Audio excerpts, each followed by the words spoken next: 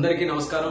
నేను మీ రామ్మోహన్ నాయుడు మాట్లాడుతున్నాను. అయ్యప్ప స్వామి భక్తులు ఈ సమయంలో పెద్ద ఎత్తున మాల ధరించి దీక్ష చేపట్టి శబరిమల వరకు యాత్ర చేసి అయ్యప్ప స్వామిని దర్శించుకుంటారు. అయితే దక్షిణాది రాష్ట్రాల నుంచి ఎక్కువ మంది ఈ యొక్క మాల ధరించే కార్యక్రమం చేస్తుంటారు. వాళ్ళు శబరిమల వెళ్ళడానికి అనేక మార్గాలు ఈ రోజు ఉన్నాయి. రోడ్డు ప్రయాణం చేస్తారు, రైలు ప్రయాణం చేస్తారు, ఆఖరికి ఫ్లైట్ లో కూడా ప్రయాణం చేసుకుని శబరిమల వరకు చేరుకుంటున్నారు. అయితే నా దృష్టిలోకి వచ్చినటువంటి ఒక సమస్య, ఫ్లైట్ ద్వారా అయ్యప్ప స్వామి భక్తులు ప్రయాణం చేసేటప్పుడు వాళ్ళ తాలూకా ఇరుముడి, ఎందుకంటే మా సెక్యూరిటీ రూల్స్ పరంగా ఇరుముడిని చేతితో క్యారీ చేయకుండా చెక్ ఇన్ చేసేటటువంటి పరిస్థితి ఏర్పడింది. దానివల్ల అయ్యప్ప స్వామి భక్తులకి కాస్త ఇబ్బంది కలుగుతుంది. అందుకనే మా మినిస్ట్రీ ఆఫ్ సివిల్ ఏవియేషన్ ద్వారా రూల్స్ లో కొన్ని మార్పులు తీసుకొని వచ్చి ఇరుముడి కొబ్బరికాయతో ప్రయాణం చేసేటటువంటి అయ్యప్ప స్వామి భక్తులు ఫ్లైట్ ద్వారా ప్రయాణం చేస్తే ఆ ఇరుముడిని చేతితో పాటు వాళ్ళు ఫ్లైట్ లో తీసుకొని వెళ్లేటటువంటి సౌకర్యం మేము కల్పిస్తున్నాం. అది ఈ రోజు నుంచి జనవరి 20వ తేదీ వరకు, అంటే మండలం నుంచి మకర విలక్క వరకు కూడా ఈ సౌకర్యం అయ్యప్ప స్వామి భక్తుల్ని దృష్టిలో పెట్టుకుని కల్పించడం జరుగుతుంది.